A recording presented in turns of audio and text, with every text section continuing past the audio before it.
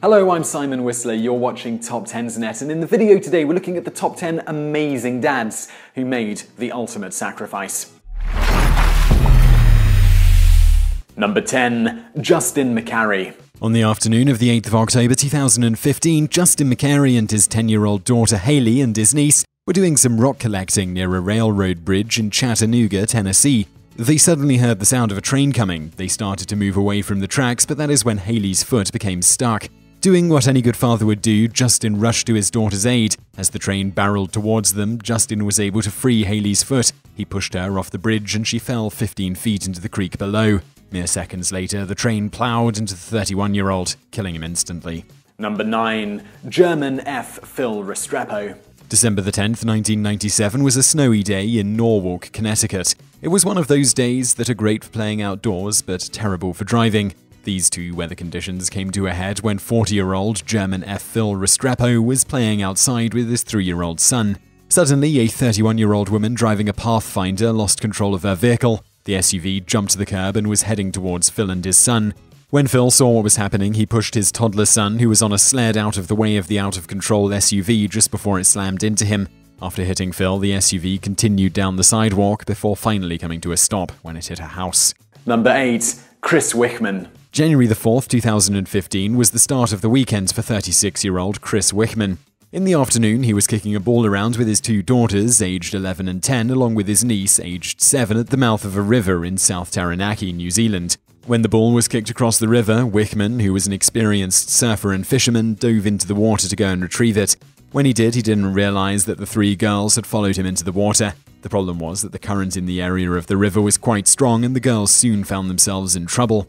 With the help of his nephew, Kris was able to push his daughters to shore, but he and his niece were swept away by the currents. As they were pushed 2 kilometers out to sea, Kris kept his niece afloat, and thanks to her uncle's sacrifice, she was able to swim to shore. Sadly, after saving his daughters and niece, Kris was exhausted and drowned. Number 7. Fredrick Martin. On April the 3rd, 2012, Fredrick and his son Trey were cleaning out Trey's grandmother's garage. After just 7 p.m., 2 men ran towards them and fired a few shots. Fredrick instinctively got his son on the ground, huddled over him and shielded him from the bullets. Fredrick ended up taking 2 bullets for his son, one in the abdomen and another in the torso. Sadly, Fredrick died in surgery, but Trey survived with only a minor graze wound. The crime appeared to be completely random. Number 6. Johnathan Cooper. On the night of October the 2nd, 2014, strong storms were raging in Malvern, Arkansas, and the Cooper family were settled quietly into their house, trying to wait out the weather. A giant oak tree crashed into the house, bringing down the roof on top of the family. Johnathan Cooper dove on top of his 14-month-old daughter.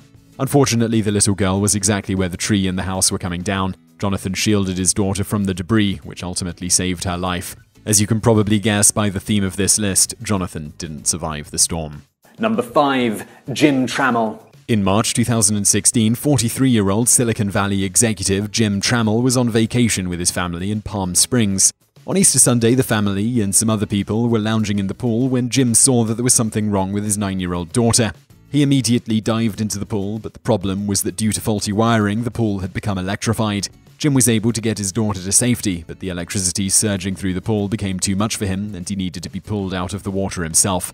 When the paramedics arrived, both father and daughter's bodies were blue and CPR was performed on them. They were taken to hospital, where the daughter survived, but sadly, Jim was pronounced dead.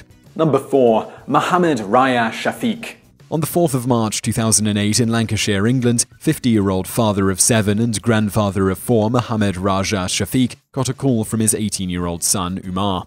Umar said that he was being harassed by a group of young men as he tried to walk home through a park. The men wanted Umar to drop some assault charges stemming from an attack that they had perpetrated on him the previous year. 15 minutes later, Mohammed had made his way to the park. Mohammed found his son, who was being threatened by a group of 4 armed men in their late teens to early 20s. One of them hit him in the back of the head with a metal bar and another stabbed him in the stomach.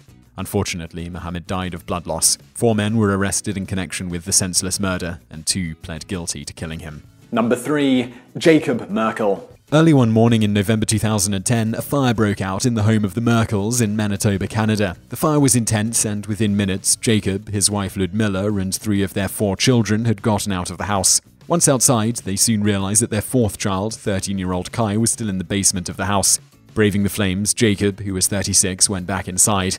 After several long, agonizing moments, Jacob reappeared from the fire with Kai in his arms.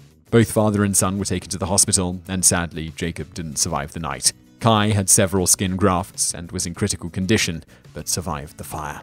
Number 2.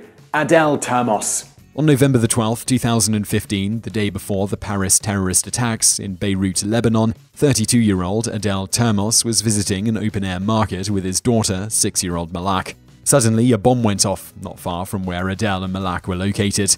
Panic spread throughout the crowds, and that is when Adel saw a man wearing a suicide vest. Thinking fast and acting selflessly, Adel left his daughter and ran to the second bomber and tackled him. This forced the bomber to detonate early, and it is believed that Adel possibly saved hundreds of lives, including that of his daughter. Number 1. Thomas S. Vander Woude. September 8, 2008 started off normally enough for the Vander Woude family of Virginia. 66-year-old Thomas Vander Woude and the youngest of his 7 sons, 20-year-old Joseph, who has Down syndrome, attended their daily church service and then went home to do some yard work. On that fateful day, Joseph was standing on a metal lid to the family's septic tank when suddenly it gave way and he fell in. Unfortunately, the sewage in the septic tank was over his head, so Thomas dropped into the tank. Once inside, he completely submerged himself in the raw sewage and pushed his son up so that his head could be above the water. His mother and the workmen tried to pull Joseph out. By the time the rescue workers arrived, Thomas had been in the tank for 15 to 20 minutes and was unconscious when he was pulled out. The paramedics were unable to revive Thomas, and he was pronounced dead. Joseph was taken to the hospital and survived the horrible incident.